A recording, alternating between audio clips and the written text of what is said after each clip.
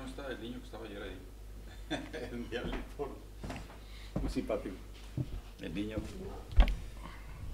Bueno, buenas tardes. Aquí estamos. Esto es Radio Morena, la radio del Movimiento de Regeneración Nacional en el sur de California y ahora en el sur del continente, aquí en Chile, en Valparaíso, con un gran amigo, Nelson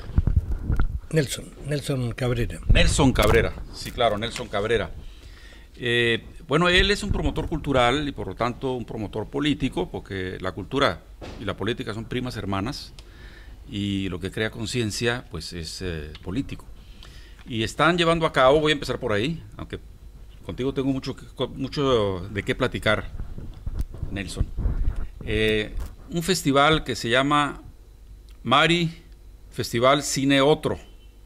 Mari es un saludo mapuche, ¿verdad?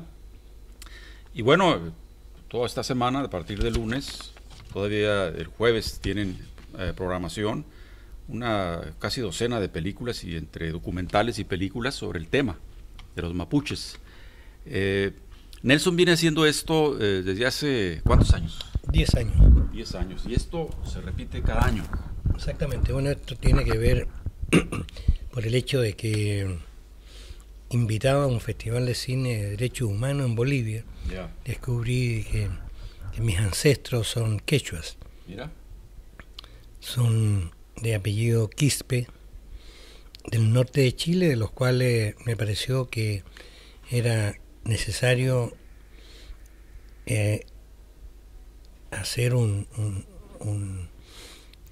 llamado y mostrar lo que se hacía, digamos, en relación al tema de los pueblos indígenas, naciones sin estados, como son los palestinos, los kurdos, los saharaui y esencialmente, bueno, América. Entonces, eso fue lo que motivó que comenzáramos a hacer este festival, del cual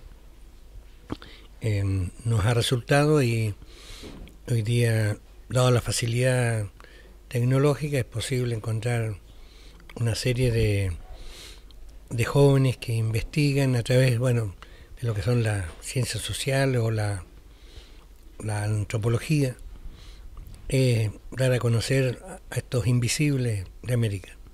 Así es. Figúrate que ayer que hablaban sobre esto, alguien decía, no es una nación los mapuches. Por supuesto que son una nación, sin Estado, como tú lo dices, porque son independientes desde la conquista. 3 siglos estuvieron resistiendo a los españoles y nunca los dominaron, hasta que vino ya la modernidad y bueno, se aflojó un poco el asunto. Pero hay otras partes del mundo donde sigue la lucha por la autonomía, como por ejemplo en Bolivia, que Evo Morales pues decreta el Estado pluriétnico, ¿no? Plurinacional, claro, porque él mismo ha dicho, lo he oído, que no son una etnia en el sentido de que es preferentemente el concepto nación lo que le da más personalidad a un pueblo, ¿no? Porque a lo mejor las etnias, bueno, pueden usar a los antropólogos como una palabra de trabajo, pero lo que tenemos acá son 2 millones de mapuches. Ayer escuchaba, hay 300,000 en Argentina. Entonces son un pueblo completo y están haciendo presencia. Aquí tenemos a la última víctima, si no me equivoco. Fíjate que nuestra cultura allá en el norte es tan corta que a veces no podemos pronunciar los nombres de los héroes de acá. Claro, él es Catrillanca, ¿no? Catrillanca, que fue prácticamente asesinado a mansalva. Sí.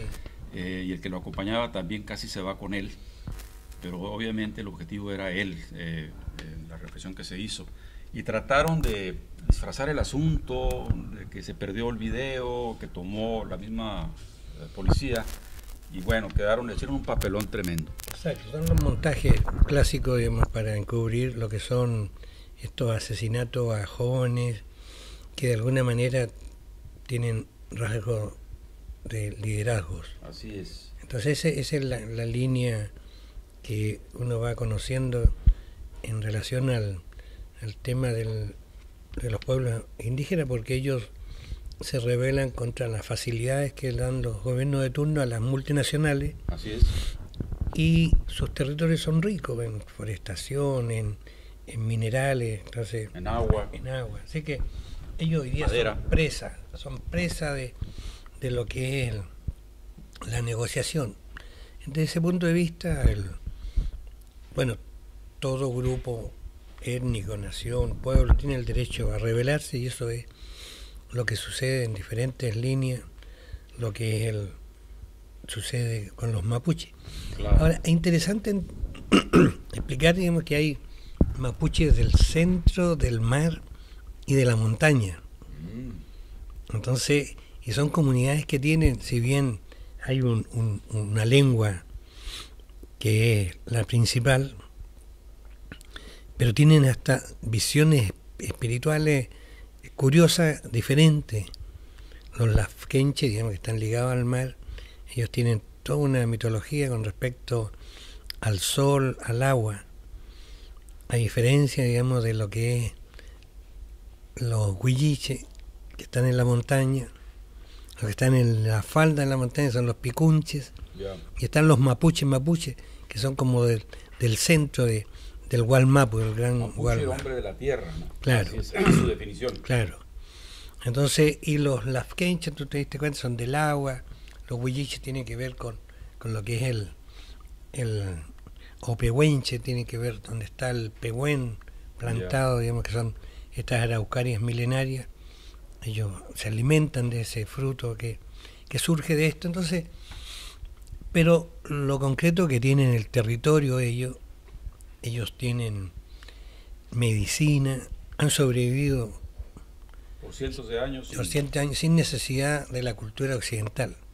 Entonces, esa subestimación que hace, digamos, por el hecho de que no manejen el episteme, la ciencia, el concepto de ciencia, como de verdad, que regula el devenir en circunstancias, digamos, que ellos, su ligazón a la tierra es tan potente que hace que ellos tienen un buen vivir superior al que tenemos nosotros. Yeah. Figúrate que le estábamos también preguntando sobre los textos, esas leyendas, de esa cosmogonía de los mapuches. Y seguramente hay que hacer toda una lista de libros y de ensayos y de investigaciones antropológicas para ir entrando a ese fenómeno cultural y de resistencia, del cual podemos aprender mucho las naciones que están desarrollándose, que tienen esos problemas en sus territorios. Y para nosotros allá pues nos llega nada más la represión, o sea, las noticias de la represión, el salvaguardar sus territorios, de todo eso, es la invasión civilizatoria, que muchas veces no es tal, sino es degradatoria de la naturaleza y de la dignidad humana. Entonces, el hacer una serie, una docena, una veintena de películas relacionadas con el tema, pues es un paso gigante, o sea, para abrir el apetito sobre estos temas y concienciar a la gente de aquí y de allá. Ayer que se despedía el amigo que se fue, tú me dirás el nombre, nos cambiamos correos y nos invitamos a visitarnos, él allá a Estados Unidos y yo allá a la Araucaria. Imagínate qué interesante sería. ¿Cuál es el nombre del que estuvo ayer? ¿Quién es? Se nos fue temprano el día de hoy. Claro, exactamente. Estuvo en la charla de la tarde ayer, recuerdo. Sí, Juan Raín se llama, que es de la Escuela de Cine y Comunicación Mapuche de Laia Rewe Budi. Lo que ayer explicaba, ellos tienen ya un colectivo con maquinaria diríamos, tecnología de punta con respecto a las máquinas para grabar y hacer cine, y tienen asesores también, que inclusive vienen cíclicamente a reforzar lo que se están haciendo, y lo que presentaron fue una joya, 3 cortometrajes o 4, en donde los niños mapuches empiezan a hablar su lengua, porque se estaba perdiendo, asesorados por los abuelos, por la gente ya grande. Es una pequeña raíz de una araucaria que va a crecer, que es la cultura mapuche, de la cual los chilenos deben sentirse orgullosos y incorporarlos, pero no en la forma en que lo están haciendo, sino en la forma libertaria de la autonomía. Lo que tal vez el ejemplo sería, tú me dirás si sí o no, lo que hizo o está haciendo o va a hacer Evo Morales en Bolivia.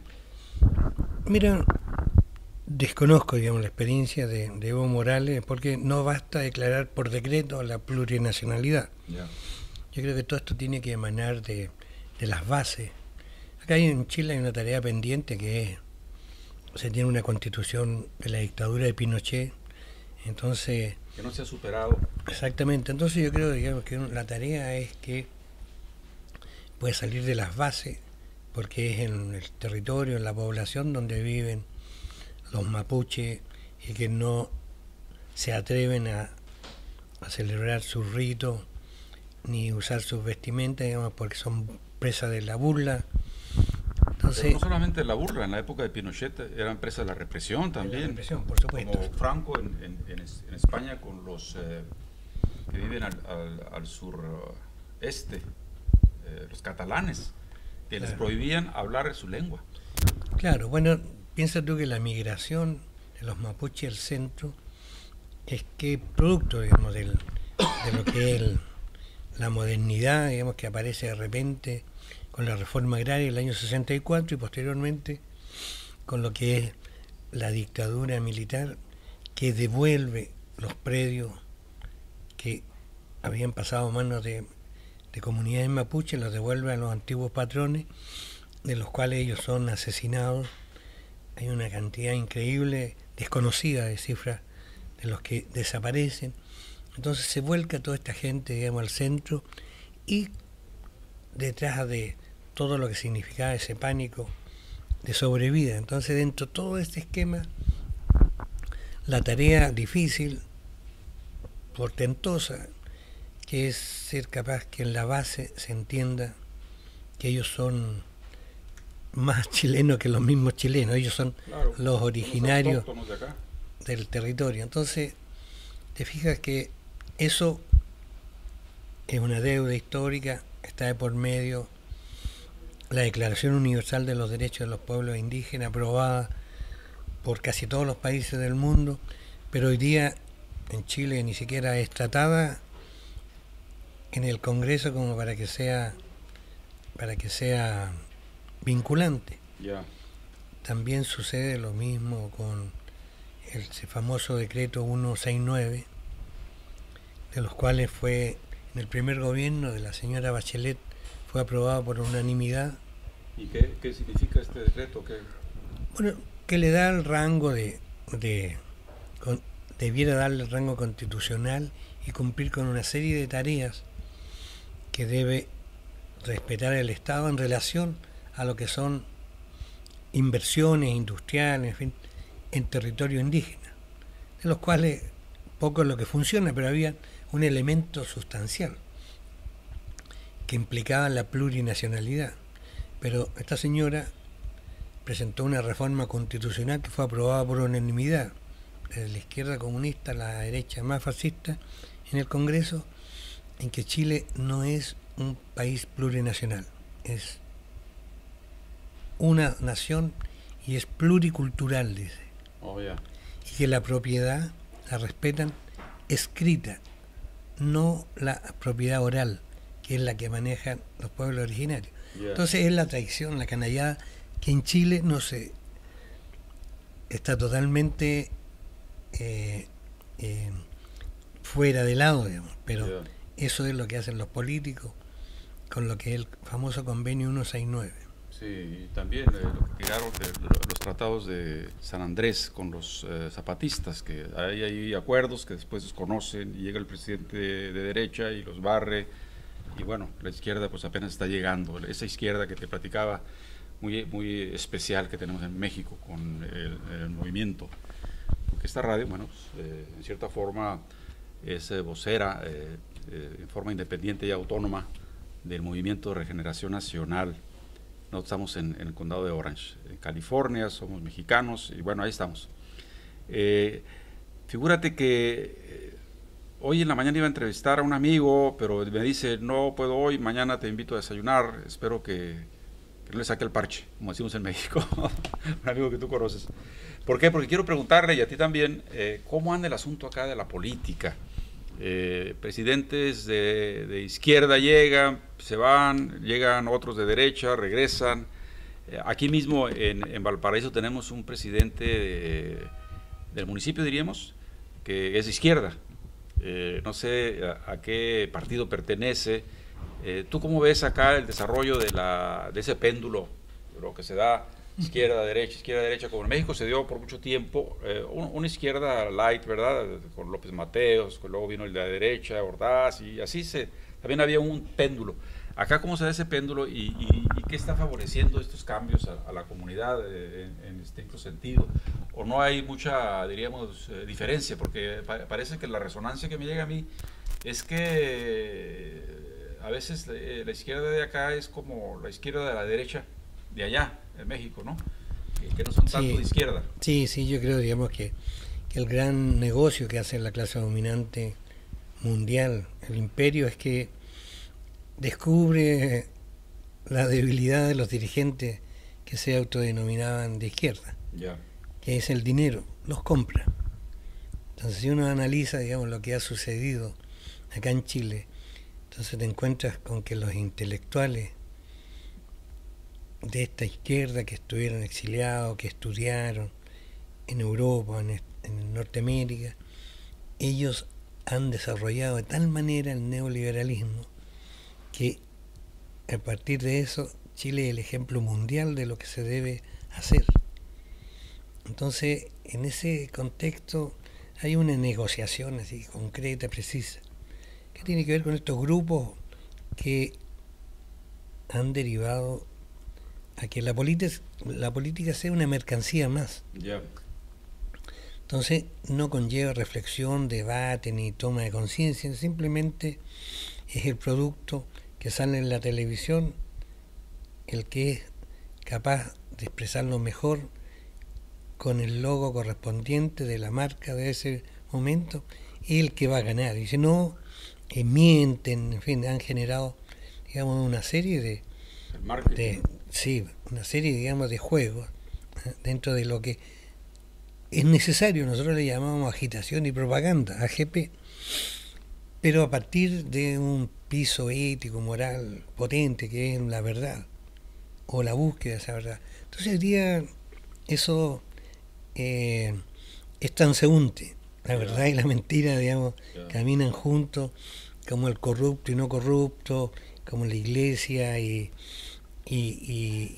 las iglesias evangélicas, católicas, con el Estado comprando a todo, entonces, o un Estado minúsculo que no tiene potestad para resolver cosas que se supone que la resuelve el mercado, pero... Hasta la educación la resuelve el mercado. Pero cuando ellos quiebran el Estado, es decir, todos nosotros tenemos que resolver eso, entonces hay un... Dice, ellos se quedan con las utilidades y nos dan a que paguemos las pérdidas. Claro, entonces tú te das cuenta, digamos, que este momento que se vive acá es de mucha... yo diría, mi visión es pesimista, porque se logra ubicar una generación que rápidamente hoy día está en el Congreso, pero ser congresista durante 4 años significa $1 millón para el bolsillo. Ay, María Purísima. Entonces con eso a cualquiera... $1 millón. En 4 años, entonces a cualquiera le cambia totalmente la vida. Camelia. Así se llama Camelia, ¿no? La Camelia. Sí, la heroína de la educación gratuita. Ella gana $20,000 más mensuales, más otra cantidad de dinero para sus asesores, y pago de traslado. Oye, entonces, ¿no se rescata al menos algo de la lucha cuando llegan ellos al poder? Acá, por ejemplo, el presidente de Valparaíso. Mira, yo creo que el desafío acá es que es esencial. Si tú no democratizas esta sociedad, es más de lo mismo. Entonces, eso yo creo que es lo que va a derivar rumbos. Porque, ojo, el pueblo, digamos, es sabio. Siguió a quienes intentaban hablar a nombre de ellos. Les costó caro. Llegan los que le ofrecen cosas, los acepta porque ellos no tienen. Y cuando exigen lo que es lo mínimo, que es trabajo, el Estado ni el político se lo puede brindar, porque eso es es cosa prima, del mercado. Prima, sí, del mercado y de los empresarios. Entonces, y dentro de esto es que si no resuelven estos problemas, va a pasar lo que sucede hoy día en Brasil y así históricamente no tenemos que extrañarnos. Esto la historia. Se va a derivar, digamos, un fascismo a quien quiera que, aunque les mientan, pero los otros ya la prueba que han dado es de ser unos más corruptos.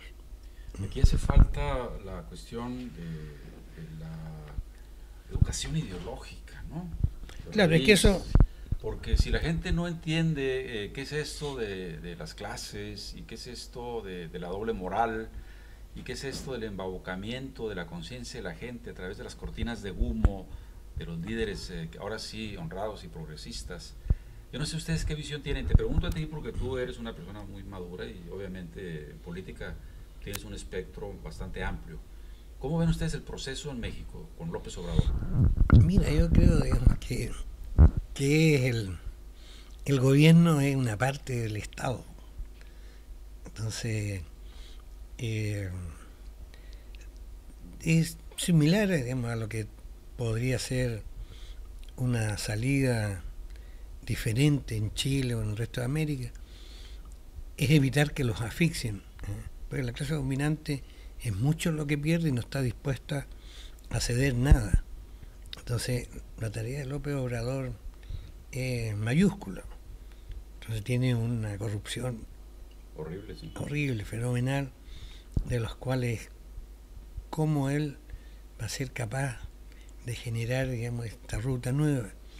Él se enfrenta, digamos, a todo este fenómeno del narcotráfico, que también es otro estado dentro del estado, y que prácticamente le está dando la vuelta al asunto y está yéndose a decir de él a la raíz de los problemas, pero la raíz de los problemas es muy ancha y muy profunda. Quiere que los chicos que antes se dedicaban a mover droga, pues ahora ganen X pesos, que no son muchos, por ser asesorados por un mecánico, por un señor que arregla llantas. Y como que cambiar de repente de $3,000 a la semana a 3,000 pesos al mes, como que claro, va a estar difícil el cambio de mentalidad, ¿no? Claro. Yo creo que objetivamente el desafío debe ser que el Estado juegue un rol bueno, está volviendo activo al estado de bienestar de los 70s, ¿no? Empujando que haya trabajo, que haya becas, que haya salud, que... Claro, pero tiene que subir los impuestos para tener los recursos. Dice que él no sube impuestos. Claro, pero si no sube los impuestos, él va a quedar, o va a tener que rebajar de otros gastos. Está volviendo la renta petrolera al pueblo, como lo hizo Chávez por 20 años en Venezuela. O sea, rescatar petróleos de México y la renta petrolera, invertirla, ¿cómo se dice? Inversión social. ¿No? Ahora yo creo que era un gran desafío. La carencia de todo esto es que faltan organizaciones políticas que respalden lo que es este nuevo destino. Entonces no basta el Mesías, sino se requiere... Bueno, hay un Mesías ya en Brasil. Claro. Así lo bautizaron como Mesías, ¿sabes? No, sí. Entonces, si no está esta estructura, digamos, que modifique la educación, el rol de la cultura, la entretención, bueno, fíjate que es más rápido cómo se genera la conciencia cristiana vía el Evangelio que la política. Y ellos supieron darle en el clavo. Entonces a mí me llamó la atención esto y me fui a meter a una iglesia. Yeah. Y estuve yendo un mes, 4 domingos.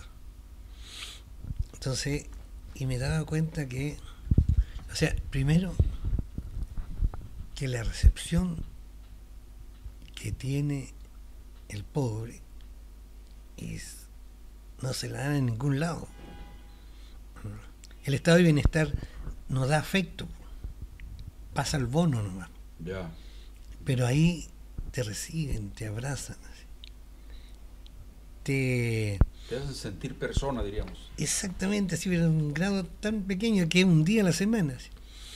Si tú eres borracho, y la mujer le cuenta y dice, eres borracho, chuta, dejan de tomar. Y además... Pero te refieres a las religiones protestantes. Protestantes. Sí, porque la católica sí, es más fría, ¿no? Sí, es fría. Entonces, pero por eso te digo, el avance que ha tenido las iglesias protestantes. Puerta también. Sí, y eso es el sustento que tiene esta visión anticomunista, antiprogresista. El hecho de que el domingo te cambias ropa para con ir la mejor. Claro. Entonces, entonces eso no se da en el barrio, no se perdió con la fiesta, con los gregarios. Ya. Bueno, lo que pasa es que, a ver, ¿quién lo dijo hace tiempo? La religión es el opio de los pueblos. Creo que ni fue Marce que lo dijo, fue alguien más. Pero yo salía diciendo ayer la función, este señor con el que tuve ahí alguna queja de mí hacia él, ¿no? Decía, íbamos subiendo la escalera y le digo, oye, mira, los israelitas son tan poderosos, ¿y por qué lo son? Porque nos contaron el cuento de la Biblia y se lo compramos todos. Pues ¿dónde no se reza la Biblia, no? Entonces, ¿qué es lo que hay ahí? El logos mítico, valga la contradicción, el logos mítico, que facilita, diríamos, el camino hacia la trascendencia, ¿no? Espérame un segundito. Sí, sí. Ya me pagaron ya. 10. Bien, aquí Nelson está, que es un negocio, que es un restaurante muy típico de aquí de Valparaíso, que yo le preguntaría al final, estos edificios tan rústicos, tan antiguos, tan bellos, ¿quiénes son los propietarios? Porque tú estás pagando renta acá. Sí, yo pago renta. Bueno, los propietarios son inmobiliarias, porque como no pueden demoler para hacer edificios. ¿Por qué no pueden demoler?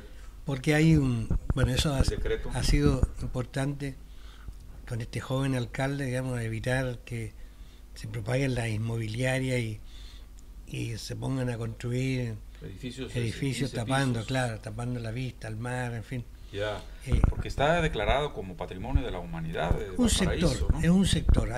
También claro. Nos engañan. Ya.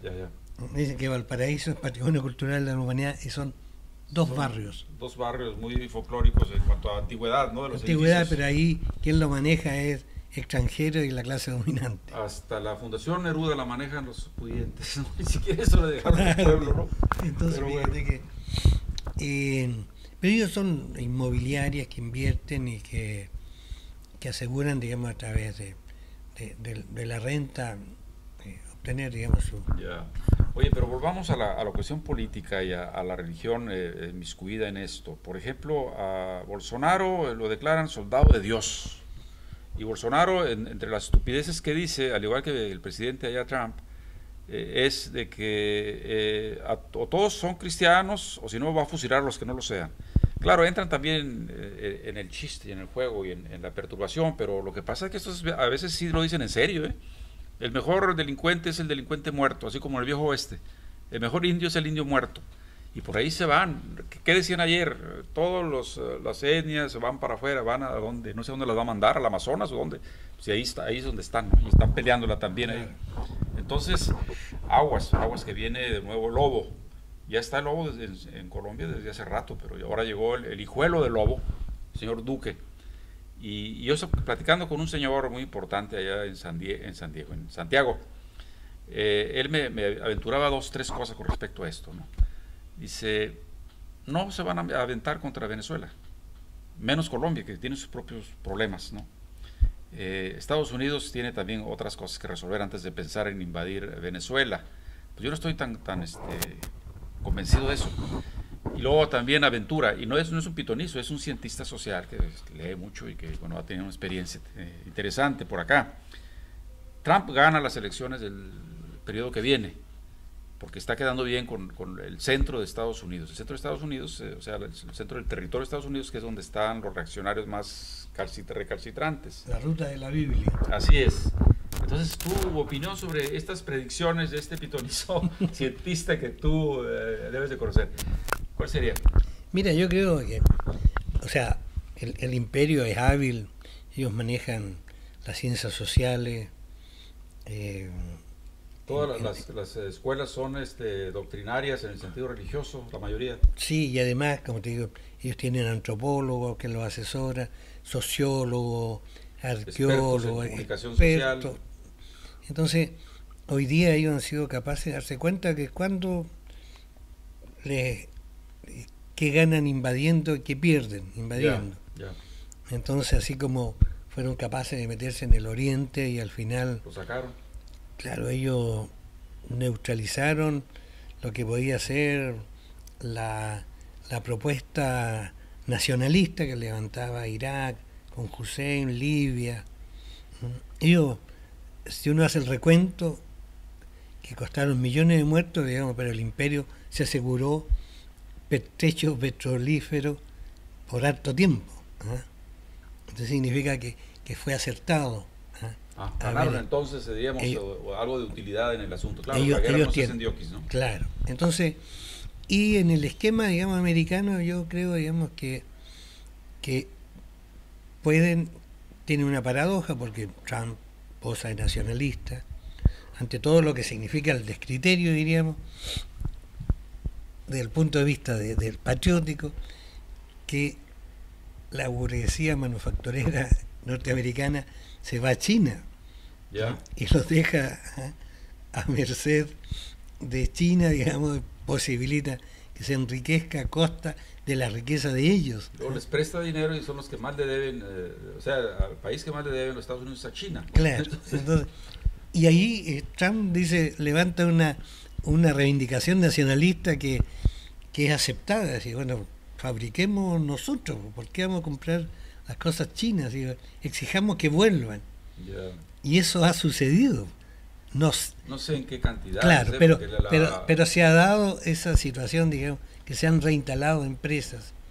Levanta el tema de no a la migración, digamos, porque ese es el chivo expiatorio que tiene. Sí, va a repartir la torta. Como entonces, los nazis con los judíos. Claro. El problema son los judíos, no nosotros, ¿no? Entonces tú te das cuenta, digamos, que eso se puede repetir fácilmente, se repite en Brasil y tienen la base social.